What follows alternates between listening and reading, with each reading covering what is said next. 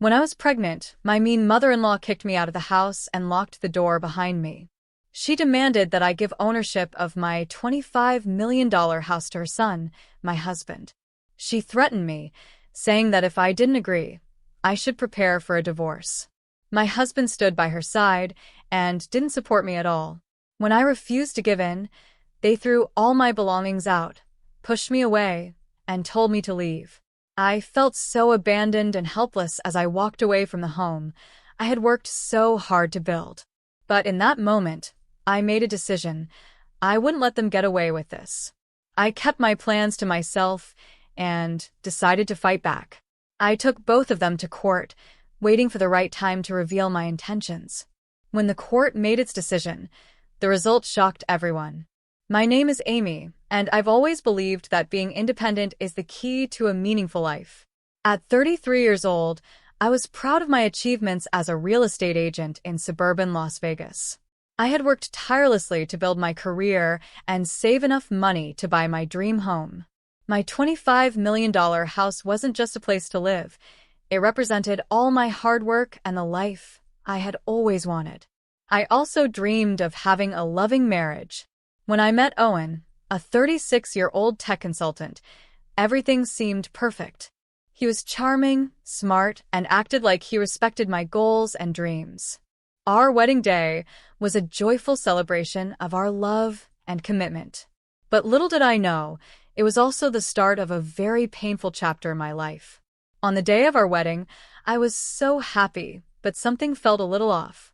As I walked down the aisle, I noticed Owen seemed distant, like his thoughts were somewhere else.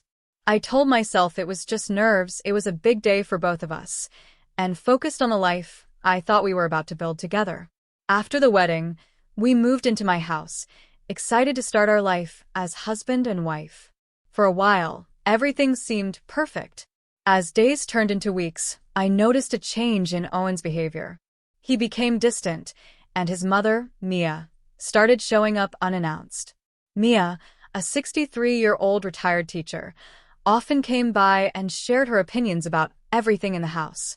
"Amy, dear, have you thought about changing the curtains? They don't match the sofa," she'd say, her tone dripping with judgment. I wanted to defend my choices, to speak up, but I kept quiet, hoping to keep the peace. After all, I was married to her son, and I told myself this might just be how families behave. I tried to ignore her remarks, but over time, they began to affect me. I started doubting my choices, my taste, my decisions, and even my value as a wife. One day, I decided to talk to Owen. "You know I love our home, but your mom's comments are really bothering me. Can we set some boundaries?" I asked, hoping he'd understand. He sighed and looked away. "She's just trying to help, Amy. Family supports each other. You know how moms can be." His response hurt me deeply. Disappointment washed over me. Was my happiness in this marriage going to be ruined by his mother's constant interference? Still, I chose to stay quiet, hoping things would get better. Then one evening, everything changed. After a long day at work, I came home and found Mia standing in the living room with suitcases piled around her. "This is my son's house too," she announced, as if I should have expected it. I froze, my heart racing. "Mia, what are you doing here?" I asked, trying to stay calm. "I've decided to move in. You can't expect Owen to live without his mother, can you?" Her tone was flat, as though this was the most normal thing in the world. A sinking feeling took over me. "But this is my home. We never talked about this," I said, my voice shaking. "Amy, you need to understand that family is important. You knew that when you married him," she replied as if it was obvious. I felt my world falling apart. I turned to Owen, desperate for his support. "Owen, please say something. This isn't right." He looked torn, glancing between his mother and me. "Mom just wants to help us, Amy. We can make this work." A wave of betrayal hit me, colder and sharper than anything I had ever felt. I stood there, feeling utterly alone in what was supposed to be my safe place, my home. It no longer felt like my sanctuary. Instead, it felt like a battleground, and the one person who should have stood by me had let me down. I had trusted my husband to stand by me, but instead, He chose his mother over me. That realization hit me like a brick wall. I felt like I was fighting for my own space in my own life, and it was exhausting. As the weeks went by, things only got worse. Mia was always there, like an unshakable shadow, and her presence made me feel trapped. When I found out I was pregnant, I hoped this would bring Owen and me closer.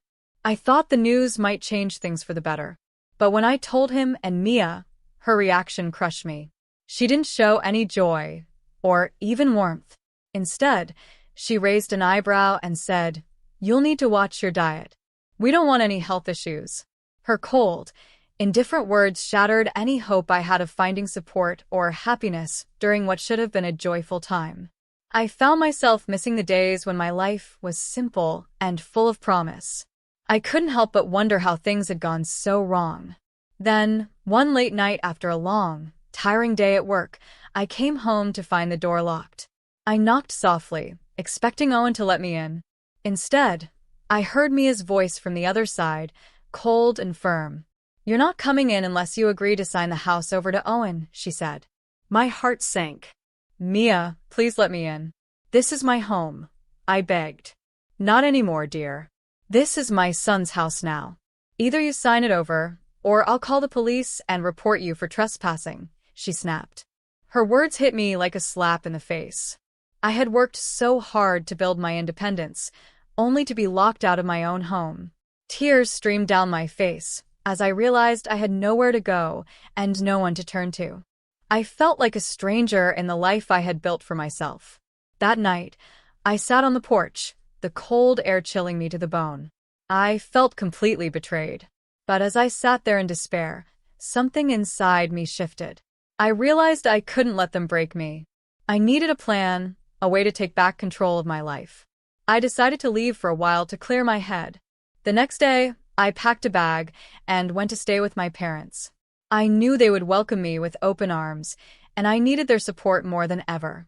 When I arrived, my mom hugged me tightly and said, "Amy, you can stay here as long as you need. We'll figure this out together." My parents' home brought me some comfort. My dad, a retired police officer, and my mom, a warm and caring homemaker, reminded me of what unconditional love felt like. Their support gave me strength, but I knew I had to face this situation and stand up for myself. Deep down, I felt a fire start to burn. It was time to fight back. I was tired of being treated like a victim. I wanted my life back, but I knew I couldn't do it alone. That's when I reached out to Jessica, a close friend from college who had become a successful lawyer. She had always been someone I could trust, and now I needed her help more than ever. When I told her everything, Jessica's response was firm and comforting. "Amy, this is unacceptable. You have every right to fight back. The first step is filing for divorce and taking back your life," she said with confidence. Her words gave me the strength I needed to hear. Hearing the word divorce made everything feel real. But what if Owen and Mia fight back? She's already shown how ruthless she can be, I admitted, letting my fears show. "Let them try," Jessica said without hesitation. "You have the law on your side. The emotional abuse and manipulation they've put you through can't be ignored. We'll build a strong case." Over the next few days, we worked together to make a solid plan. Jessica guided me on how to gather evidence of the abuse I had endured. I started collecting everything: text messages, voicemails, and even the threats I'd received. I kept a detailed journal, writing down every moment that made me feel small, every time they tried to control or belittle me. One evening, as I was adding to my journal, a specific memory came rushing back, something that had pushed me to the edge. It was a few weeks before I moved out. I had come home after a long, exhausting day, excited to share my pregnancy news with Owen. Instead, I walked into the kitchen and found Mia sitting at the table, going through my personal files. Shocked, I asked, "Mia, what are you doing?" She looked up, completely unfazed. "Just checking your finances. You're going to be a mother, so it's important to be prepared," she said, as if invading my privacy was perfectly normal. "Mia, that's not your place. You have no right to go through my things," I said, my voice trembling with anger. But she only shrugged, her face cold and emotionless, and continued rifling through my papers as if my protest meant nothing. That memory reminded me why I needed to fight. It wasn't just about standing up to them, it was about reclaiming my freedom and self-respect. That moment made me truly understand how much control Mia had and how little she respected my privacy or my rights. With Jessica's help, I knew I was building a strong case, and I was ready to stand up for myself, no matter how hard or painful it might be. This was my life, and I was done letting anyone take it from me. I had protested that day, feeling my anger rise. "This is my business, Mia. You have no right to meddle in our finances," I said firmly, even though my voice was shaking. She gave me a cold smile and said, "Your husband's finances are my concern too, Amy. If he struggles, we all struggle. We wouldn't want that, would we?" Her words felt like a slap, and in that moment, I felt completely powerless. But thinking back on that interaction now, my determination only grew stronger. I wasn't going to let her or Owen control my life anymore. I was done being treated as if I didn't matter in my own home. As I continued planning my next steps, I realized I wasn't alone. Jessica, my friend and lawyer, was a steady source of support. My parents, too, were my emotional anchors. Their love and encouragement reminded me of my strength and gave me the courage I needed to fight for myself. One evening, over dinner with my mom and dad, I shared my decision to file for divorce. "I can't let them control me anymore," I said firmly. "I want my home back, and I want to be free from their manipulation." My dad looked at me with pride in his eyes. "Amy, you're making the right choice," he said. "We'll be here for you every step of the way." The next day, with my heart racing, I went to Jessica's office to start the divorce process. As I signed the papers, I felt a mix of fear and empowerment. This was the first step toward taking my life back. In the weeks that followed, Jessica and I worked tirelessly to gather evidence and build a strong case. Every day was an emotional roller coaster as I relived painful memories and prepared for the hearing. It felt like I was a soldier preparing for battle. Finally, the day of the hearing arrived. My stomach churned with nerves as I sat in the courthouse, surrounded by other people fighting their own battles. My palms were sweaty, and my heart raced in my chest. Jessica sat beside me, holding my hand. "Amy, you're going to do great," she said, her voice calm and reassuring. "Just remember, you're fighting for yourself and your future." Her words gave me a sense of calm, and I took a deep breath, ready to face what lay ahead. I took a deep breath and focused on what I wanted: freedom, peace, and a life where I was in control. I was done being afraid. I was ready to face Owen and Mia in court. When the judge called my case, a surge of adrenaline rushed through me. This was it, the moment I had worked so hard to prepare for. As I walked into the courtroom, I felt the weight of my decision pressing on me. The room was tense, filled with the soft murmurs of people waiting for their cases to be heard. In the distance, I heard the sharp strike of the gavel. My heart raced as I spotted Owen and Mia sitting at the front. Owen's face was blank, but his clenched jaw gave away his tension. Mia's gaze was sharp and cold as it landed on me. She gave me a chilling look that sent a shiver down my spine. "Amy, just stay calm," Jessica whispered as we took our seats. "We've prepared for this. You're not alone." The judge, a middle-aged woman with a commanding presence, entered the room, and everyone stood until she sat down. As I sat back down, I felt my confidence grow. This was my chance to reveal the truth about the manipulation and emotional abuse I had endured. The judge began by asking for an overview of the case. Jessica stood up, her voice clear and strong as she presented our side. She explained how Owen and Mia had tried to control my life and described the emotional toll it had taken on me, especially during my pregnancy.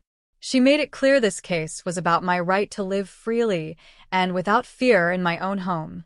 "Your Honor," Jessica began, "my client, Amy, is here today to reclaim her life from her husband and mother-in-law, who have systematically tried to control her. We have evidence of emotional abuse and coercion, particularly during her pregnancy and regarding the ownership of her home. We believe this requires immediate action." I glanced at Owen. His face was still emotionless, but his fingers gripped the edge of the table tightly. Mia, on the other hand, looked relaxed. She leaned closer to Owen, a slight smug smile on her face, her eyes never leaving me. As the hearing continued, we presented the evidence we had gathered: text messages, voicemails, and detailed records of manipulation and threats. Jessica emphasized how the emotional abuse had affected my mental health and well-being, especially during my pregnancy. She painted a vivid picture of the cold, hostile environment Mia had created in my home and how Owen had chosen to side with his mother instead of supporting me. Owen's lawyer tried to downplay their actions, arguing that Mia was only concerned about her son's well-being. But the evidence we provided was overwhelming. Jessica had prepared everything with incredible detail, and it was clear the judge was listening closely. Finally, it was my turn to speak. I took a deep breath, steadying myself. Your Honor, I loved my husband and welcomed his family into my life, but they took advantage of my trust. They turned my home into a place of fear and isolation. All I want is to have my independence back. As I spoke, I noticed Owen glance down, his expression finally changing. Mia's confident smile faded slightly.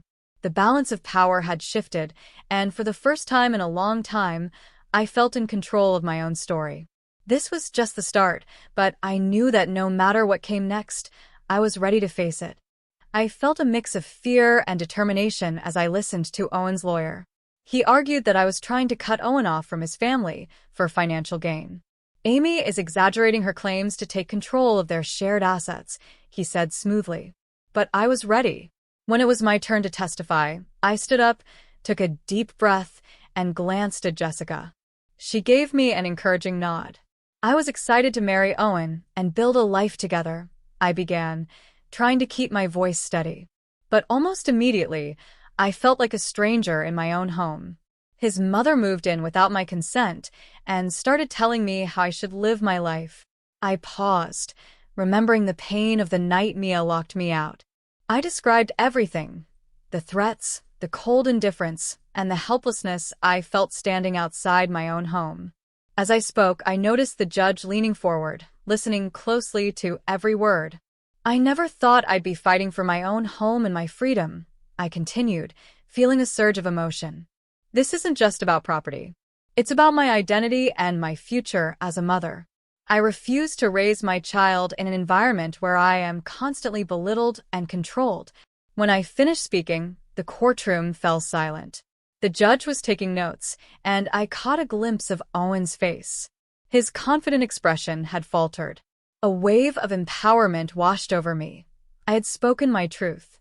As the hearing came to a close, the judge turned to Owen and Mia. Her voice was firm. You both need to understand the seriousness of this situation. The emotional well-being of a mother and her child is of the highest importance. As we left the courtroom, Jessica squeezed my hand and said, "You did an incredible job, Amy." I felt confident that we had a strong case, but as I walked out of the courtroom, I saw Owen and Mia whispering to each other. Their faces were tense and angry. My stomach dropped.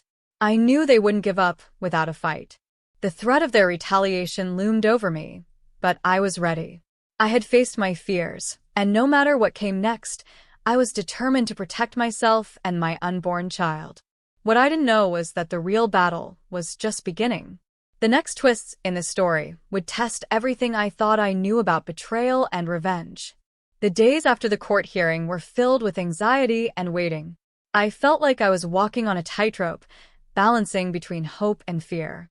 Jessica and I kept preparing, sensing that Owen and Mia were planning something. About a week later, I got an urgent call from Jessica. "Amy, we need to meet. There's something important to discuss," she said. My heart raced as I rushed to her office, where she greeted me with a serious look. "I just found out that Owen and Mia are planning to fight back," she said. "They're trying to discredit your claims by saying you're emotionally unstable and unfit to be a mother." A wave of anger swept over me. "That's a lie," I said, clenching my fists. "I can't believe they'd sink this low." "It's a common tactic," Jessica explained calmly. "But it shows they're desperate. We can fight this, Amy. We just need more evidence of the emotional abuse you've endured. That night, I sat down with my journal and began writing. I poured out all the memories of times when I felt belittled, ignored, and treated as if I didn't matter. Every word I wrote reminded me of the strength I was building. I wasn't the timid woman they thought they could control anymore. A week later, I received a formal notice for another court appearance. My anxiety returned, but this time I was determined. I wouldn't just defend myself. I would stand tall and fight for my future and my child's well-being. When the day arrived, I entered the courtroom with a mix of fear and determination, just like before. Owen and Mia were already seated, their faces hard and unyielding. This time, though, I was ready to face them head-on. The tension in the room was heavy, but I was ready to face it. Jessica presented our case again, focusing on how Owen and Mia's actions had taken an emotional toll on me, especially during my pregnancy. We showed the judge text messages from Mia, full of subtle insults and controlling remarks. I watched as the judge carefully reviewed the evidence, her brow furrowing in concentration. Then it was my turn to speak. I took a deep breath and looked at the judge. "Your Honor, I'm not here to destroy a family," I said, keeping my voice steady. "I'm here to reclaim my life and ensure a safe environment for my child. I can't let my mother-in-law control my life anymore." As I spoke, I felt the quiet support of my parents sitting in the back of the courtroom. Their presence was like a protective shield, giving me strength. With them behind me, I shared some of the most painful moments I had endured. I talked about how trapped and powerless I had felt under Owen and Mia's control. Each word I spoke felt like a weight lifting off my shoulders, and I could see the judge listening intently, her expression softening as she took in my story. Owen's lawyer tried to push back, painting me as irrational and emotionally unstable. But Jessica didn't let up. She countered every point, using the evidence of Mia's manipulation and constant belittling to prove our case. By the end of the hearing, I felt an overwhelming sense of relief. I had stood up for myself, shared the truth about what I had endured, and refused to stay silent any longer. No matter what lay ahead, I knew I had taken back control of my life. For the first time in a long time, I felt a sense of peace beginning to grow inside me. The road ahead wasn't going to be easy, but I was ready to keep fighting for myself and my child. I was determined to rebuild my life, free from the shadows of control and betrayal. I spoke honestly about how I had been locked out of my own home and how, piece by piece, my identity had been taken from me. The atmosphere in the courtroom shifted as the judge absorbed my words. Her expression changed with each detail I shared, and I could see her taking my story seriously. When it was Owen's turn to speak, he struggled. His arguments were clumsy, and he seemed shaken, far less confident than before. Mia, on the other hand, remained stubborn, trying to control the narrative. But with every passing minute, it was clear her manipulation was losing its power. After a long, exhausting session, the judge finally called for a recess. As we stepped out of the courtroom, I felt a sense of quiet strength. The battle wasn't over, but I was ready for whatever came next. I felt both exhausted and hopeful. A couple of hours later, we were called back into the courtroom. The judge returned to deliver her decision.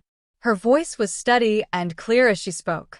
Based on the evidence presented and the testimonies given, I find that Amy has been subjected to emotional abuse and manipulation. Therefore, I am granting her full custody of her child and sole ownership of the house. Owen and Mia will face penalties for their actions. Relief washed over me like a wave. A heavy weight I had been carrying for so long was finally lifted, replaced by a sense of freedom and validation. Tears filled my eyes, not just from happiness, but also from the bittersweet realization that the family I thought I had was gone. As we walked out of the courtroom, Jessica hugged me tightly. "You did it, Amy," she said, her voice full of pride. "You fought for your rights, and you won." I smiled and whispered, "I did it because I knew I deserved better." In the weeks that followed, I moved back into my home and began reclaiming my space and my peace. It felt like a new beginning, a chance to rebuild my life on my own terms. I painted the walls, redecorated, and started preparing for my baby. Every moment was filled with hope and purpose, taking me further away from the shadows of the past. I was ready to embrace single motherhood and create a loving, stable home. Looking back on everything I had been through, I realized that the betrayal hadn't broken me, it had made me stronger. I had learned the importance of standing up for myself and reclaiming my identity. I was no longer just a victim. I was a survivor, and I felt proud of the journey that had brought me here. As I cradled my growing belly, I whispered to my unborn child, "We will build a life full of love, respect, and strength. You will always know how to stand up for yourself." In that moment, I understood this wasn't just a new beginning for me. It was the start of a new legacy for my child. A legacy built on empowerment and resilience. Whatever came next, I was ready to face it, knowing I had finally reclaimed my life.